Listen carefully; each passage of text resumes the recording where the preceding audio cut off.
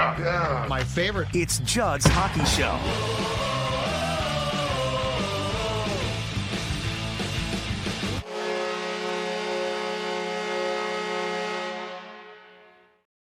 The Friday edition of Judd's Hockey Show. It's Judd, it's AJ, and we are going to be discussing a loss that there was a lot of angst last night, Age, on social media, Twitter that I saw. 4-1 loss to Calgary. It was a clunker of a performance. Easily the Wild's worst performance since the end of October against Pittsburgh when they lost and then got on the hot streak to start November.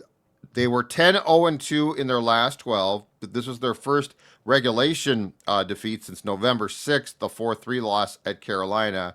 And it was a putrid performance. John Hines was upset, to say the least, I think partially because they didn't practice on Wednesday. They took the day off after a 1-0 win against the Oilers. All of that being said, I am far more curious now, because of how they were playing, how they bounced back against Vancouver than I am about being hung up on that game, if that makes sense. I'm not upset. Well, the performance was bad, but I am. If you come back against the Canucks on Saturday, okay, you're going to have some bad games. If it starts to spiral a little bit, and there were some concerning things last night, then we can talk about, okay, what's going on here.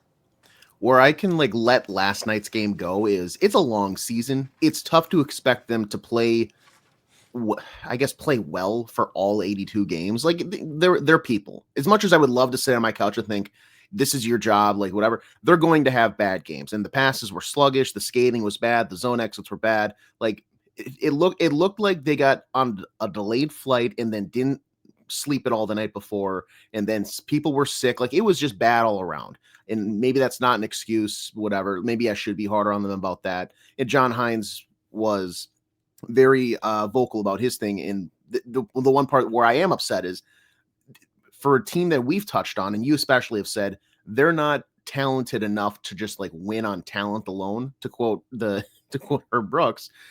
Last night, they got outcompeted. They got outworked by Calgary, the Calgary Flames. That should not happen. If they try and they are working and they show the effort and engagement and they lose, that's one thing. But last night we saw them kind of just roll over dead. It's like, well, we've been so good this past month. We can take a night off. We don't have to play that good. It doesn't really matter. Well, guys, it does matter a little bit. But now, like you said, shifting focus to the next game against Vancouver, I think it's, a 2-day break here? You're off today. No, they're off today, and then they're back on Saturday night. So yeah. I understand that they are very lax about the whole practice thing on off days in the NHL. A lot of teams, and especially this team, tend to just not practice. Would it be the worst thing in the world if they just had a quick retouch on things like, I don't know, the power play?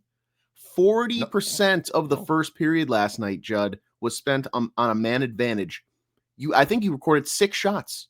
That's terrible. You should not have been tied going into that first intermission. And maybe that is what killed the mood. And you know what, guys, pack it in.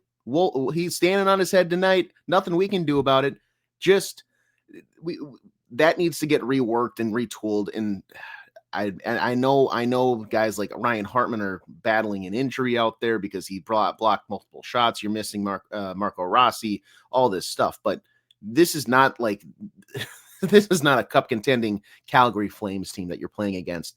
There should have been a little more fire under the seats of the Wild in that first period last night. Oh yeah, make no mistake. It was disappointing. It was disappointing how they played.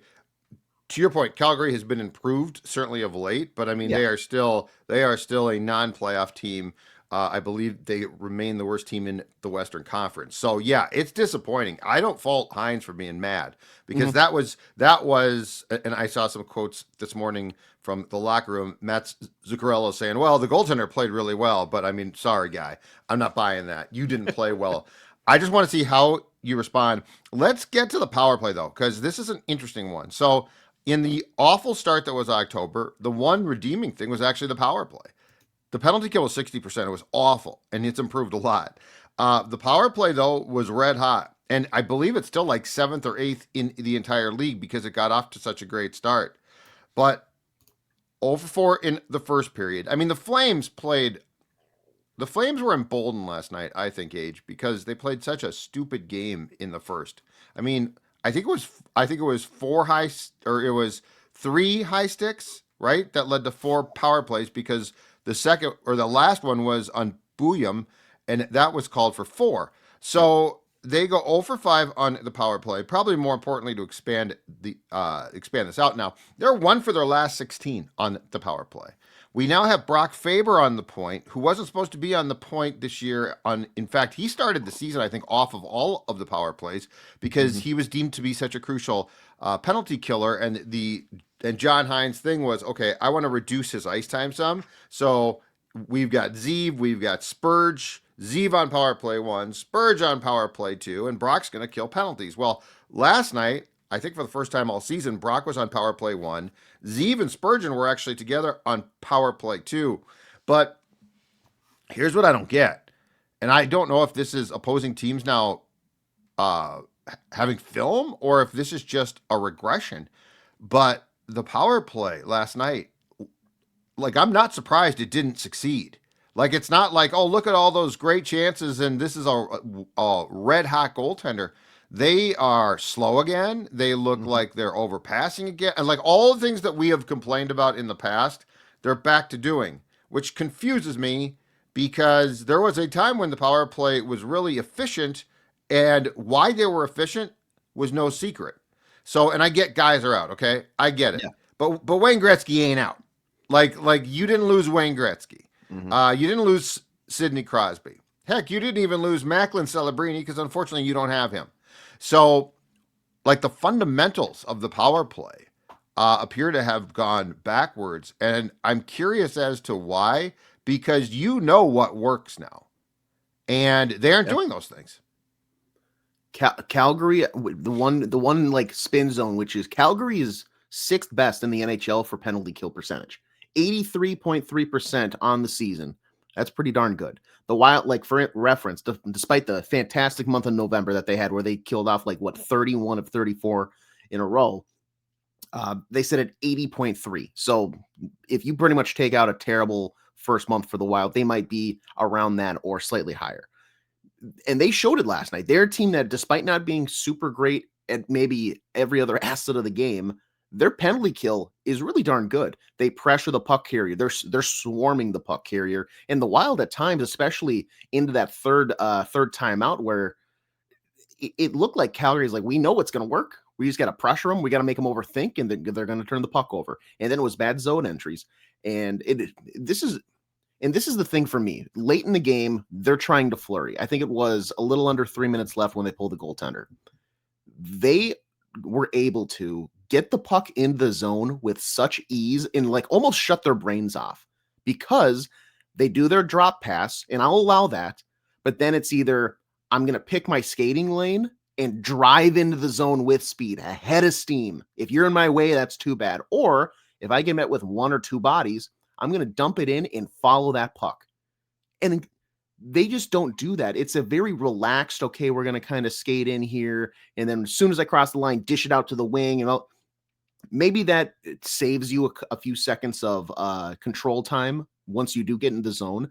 But I feel like the success rate for the season, what we've seen, especially on the 8 minutes that we saw, you got to change something up at some point. Like, they just kept rolling it out. And it got to the point where John Hines recognized, okay, we just got to start throwing any and all people out there because this is not working. Granted, it's a lot of time to just roll essentially 2 units, but your best players last night were probably Nico Sturm, Yakov Trenyan.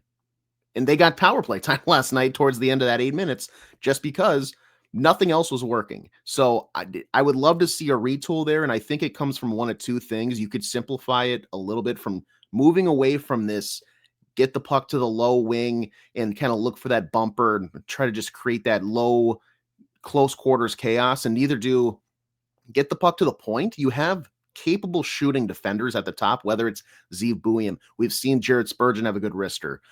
Brock Faber, I think when he's out there, it's more than well suited. And plus, it might not even be him. It might be a Matt Zuccarello who has a pretty good playmaking ability. Have him take that shot, make that pass from the top of the circle, and try to plinkle your way down there. And then that's still creating that chaos that you really want. The other thing that I think, and this is something they did, I think what probably one of their better chances on the power play yesterday was it was Joel Erikssonek in the middle of the ice. Instead of being in the low bumper, he shifted up to like high slot above the hash marks. And he got that kind of downhill one-time pass from the wall where it's a small chip. It's very soft, but then in motion, he just takes it and whacks it towards the net. It caught Wolf off guard. He forced him to make a really good stop. That was your best chance of the night. Why do you not lean on something like that a little bit more instead of trying to get it down low and force this close quarters on net action that just isn't materializing? They clearly had an answer to stuff your game. You have to adjust, and we just didn't see that last night. Yeah, I agree. And yes, they did have, I think it might have all been on the same power play. I think it was in the first period where they did definitely operate high and high to low, which I thought worked well. Like, cause you're right. I mean, Zuccarello is really good with the puck, and if he has room to quarterback it, like that's the problem. I think part of the problem is this too. And by the way, I would allow him to work through this because Z Bouillon at the end of the day should be your top QB on the power play. So hopefully he has a long career there. But one of the things I think that gets to be a problem, along with the zone entries, which are sketchy at times, is Bouillon, and I think we talked about this in the press box. I don't know if we talked about it on the show. Bouillon's desire to bring the puck in, which by the way is actually not awesome, but it's not terrible. His desire to bring the puck in though, and then try to make a series of moves. And it feels like move 1 works, move 2 might work, move 3 got no chance. And so that's where I would like to see the puck move more. Like Bouillon, it feels like Bouillon doesn't understand necessarily all of the time that once he gets into the zone, you can now set up.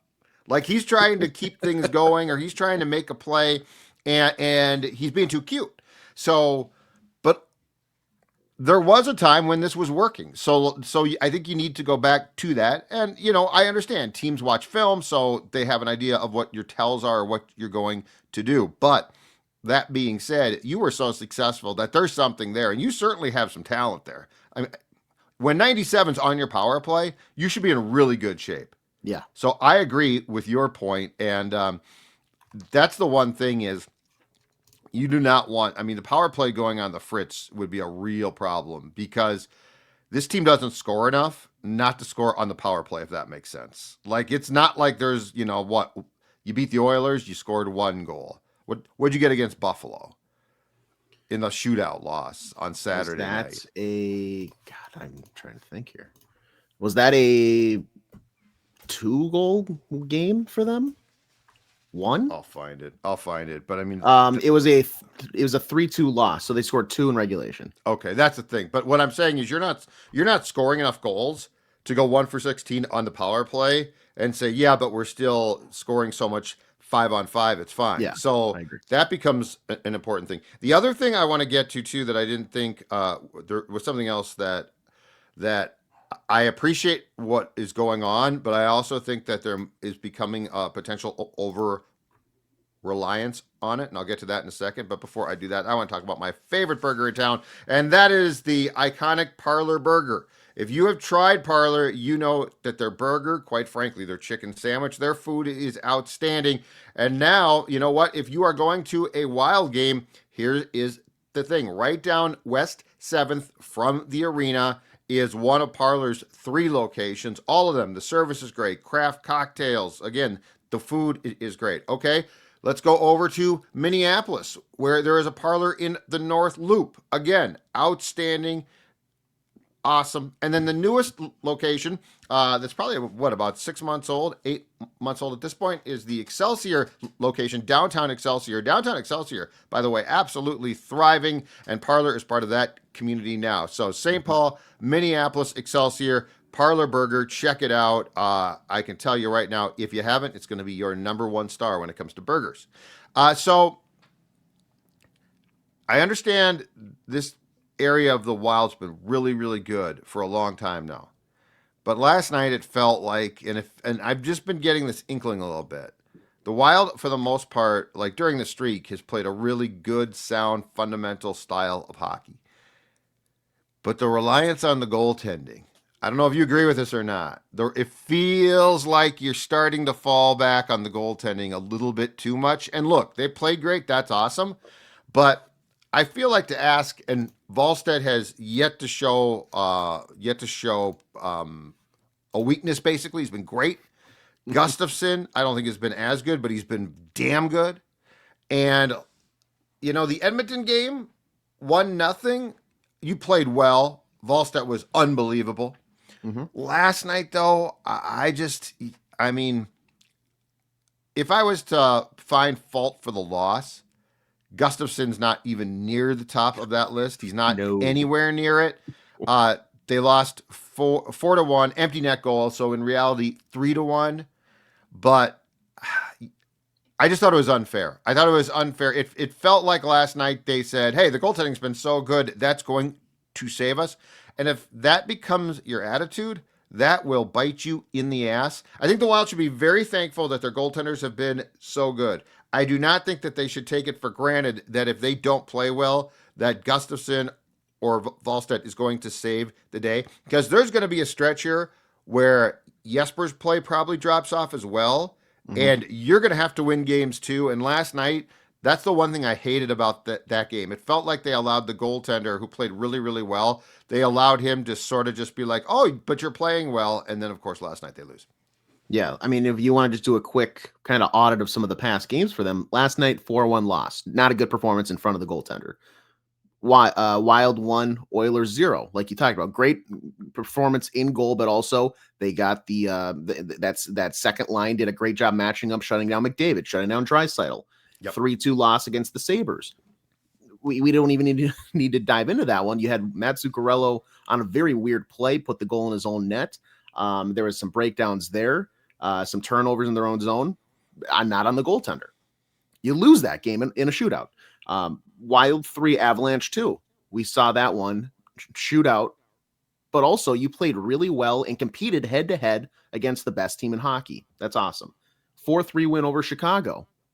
Do you remember that one? Because that one was still a decent performance by them, but they took advantage late and kind of like made their own luck, despite in the first period I did not just love that game at all. Getting outworked. But they at least showed some fight later on and scrounged a win. 3-0 win over the Jets. Maybe, yep. You put it in your own hands, and then 5-0 win over the Penguins back on Friday, November 21st. Yes. That's another where it's like, they got the shutout, and that's great, but also you didn't need a shutout. You performed well enough. Yep. There was one of those games, maybe two, over the past, what did I just list off, 7 or 8 games, where I feel like they probably took it away from the goaltender having to be on their head, standing in front of that goal. That's just simply too often to rely on that. That's not going to happen all the time, especially when you're playing good teams. You saw last night, you didn't play a good team, and you did that, and you lost. Now coming up, you have the Canucks, who are a whole question mark of issues. Who knows what they're going to do? Seattle after that, once again, I think a team that had higher expectations before the season isn't really living up to anything right now. But then you face off against the Stars a week from now, and that is a team that, despite losing some key players, is still very much in the cup contender conversation, whether everyone's healthy or not. And they will make you pay on home ice if you do not come to play. They will put up 6 on you in your own barn and make that the Dallas Stars arena right on 7th and Kellogg before waltzing out of there and saying, thanks for the 2 points, fellas. So you have to turn this around. And it is one game, but it's an indicting one game last night because they just look so poor after such a long stretch of good hockey. I love this point because I just went back through a portion of what you did. And I would say this, the past 5 games at Chicago, Colorado, Buffalo, at Edmonton, at Calgary. In my opinion, 3 of those 5 games, I'm not impressed. Like the Blackhawks game, you didn't play a complete game. You didn't play a complete game. The Buffalo game, like you said, we've talked about that one. Last night, sloppy, soft, lazy. So like this and again, I am not hung up on like one loss last night. So like I'm not panicking. I mean, this team, I don't want to see them forfeit points because they lost a ton of points in October, but they're still in 3rd place in the Central. They are 5 points clear of the first wild card team, which is Chicago, which would pass them if they could. But this is more of a, like, in my opinion, a warning sign light coming on. Check hockey engine, if that makes sense. Because it's like, okay, you still won games, but Chicago, what happened there? Like, you had to decide to wake up there, which I know, Matt Boldy's like, well, who cares? We won the game, but it actually is important that you had to wake up. Buffalo was, to me, a really bad game because it was that test that we talked about coming off the Avs game back to back, but you're in your own bed, you're at home, come back and, wax the Sabres and you lose in a shootout, and then Calgary. So this gets back to your point too. Would it be that bad to practice? Like it feels like when we're talking 3 of 5 games, it feels like, and it's very easy, especially for a team like this, to get back into bad habits. So And would it I'm be not that? saying Yeah, I'm like you got an interesting point. I don't need John Hines to be the coach from Goon, where it's like Yeah. 6 a.m. bag skate. You Bag don't need to skate, do baby. that. Yeah, We don't I need to do that. I'd get out there for some light work just to iron out the details on some of these special teams things. Go over your defensive structure, because despite you're doing it decently well most nights over the last month, the past 3 of 5, like you said, things are just not, you're not impressed. And the reason why this, I think, for you and myself is it's raising a yellow flag of, it's not panic button or anything yet, but similar to the first month and then what you saw in the second month, whether it's good or bad, stuff can snowball in this league. And it's really easy to pick up trends and stick to a habit when, you kind of settle into that groove. October, terrible groove. Very bad play by the Wild. November, really good hockey. They were, it was hard to get them out.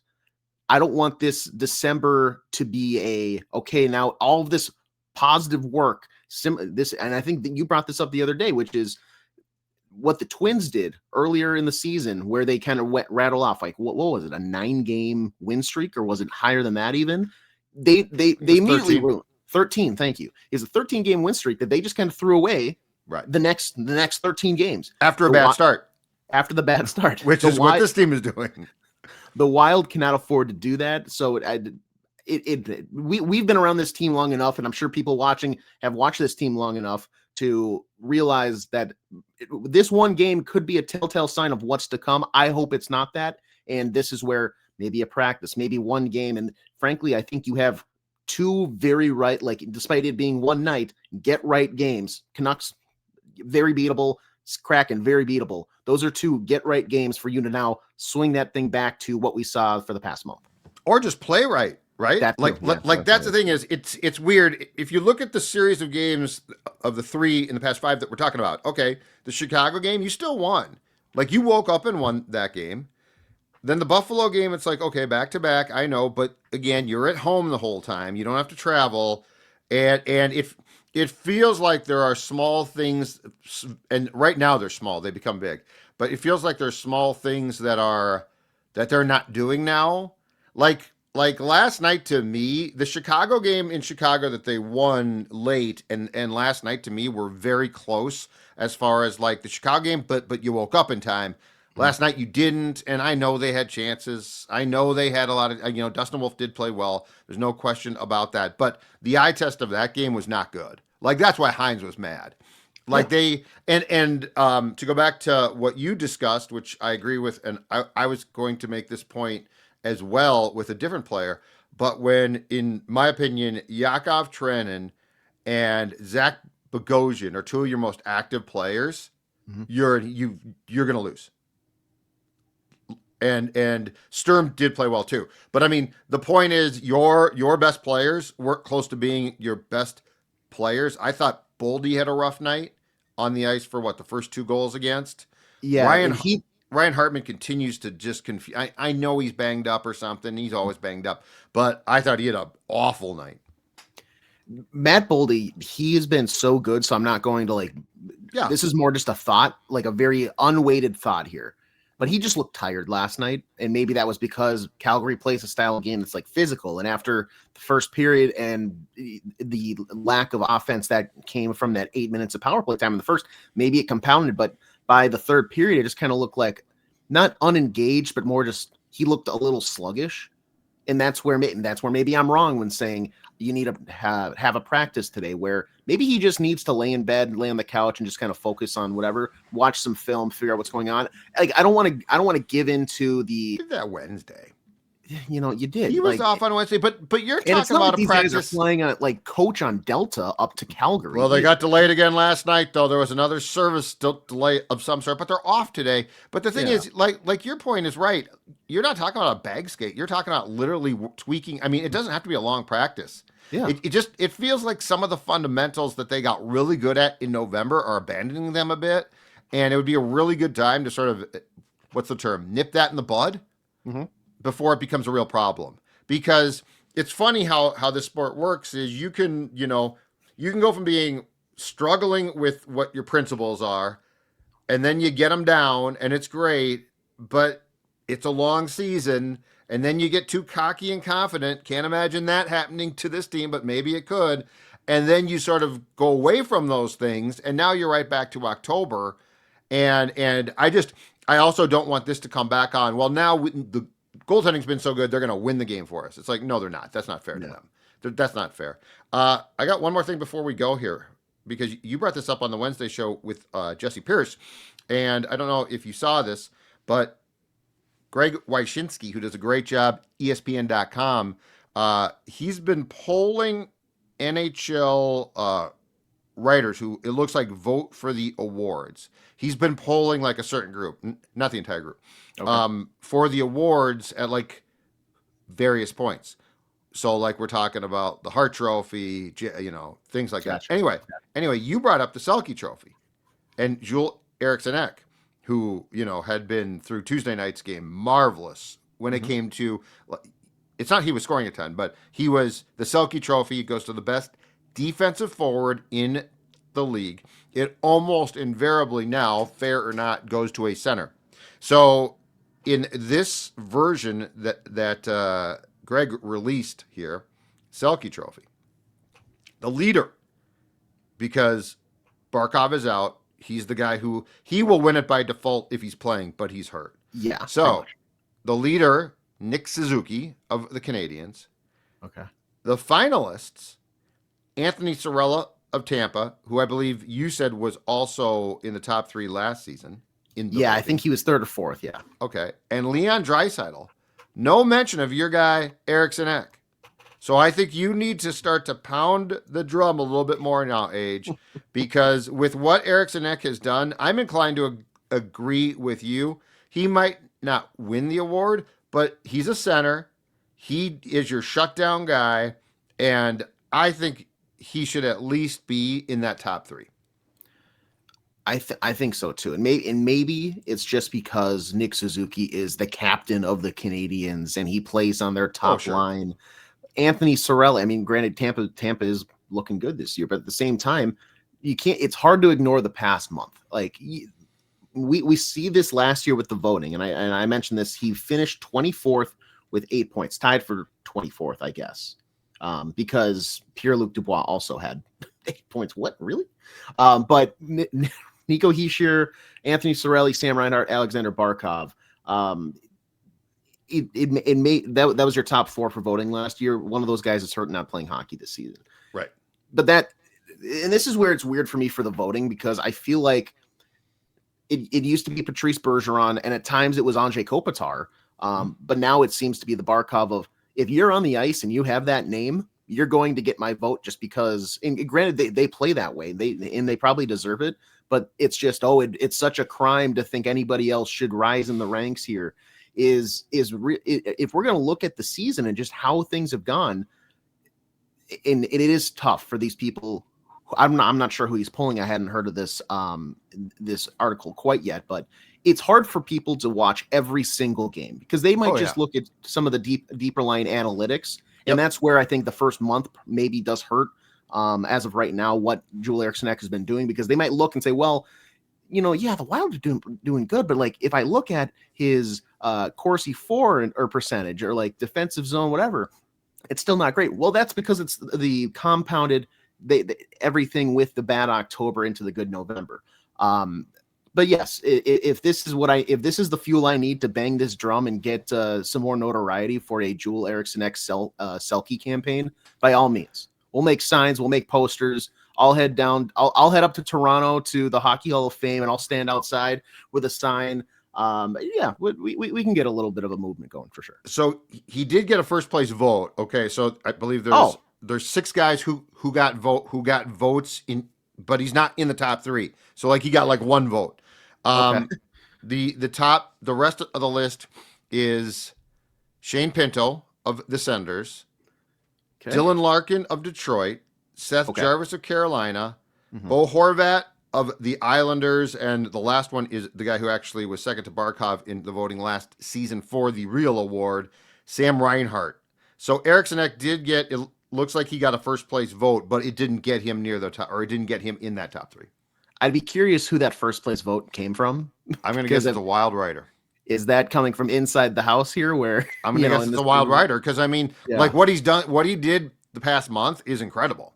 It is. And that's where, like, to spin it back on me, hearing Shane Pinto's name there is a little bit of a shock. I think he's a solid player, but at the same time, is he that good? He's never earned a Selke vote in his life in the real voting.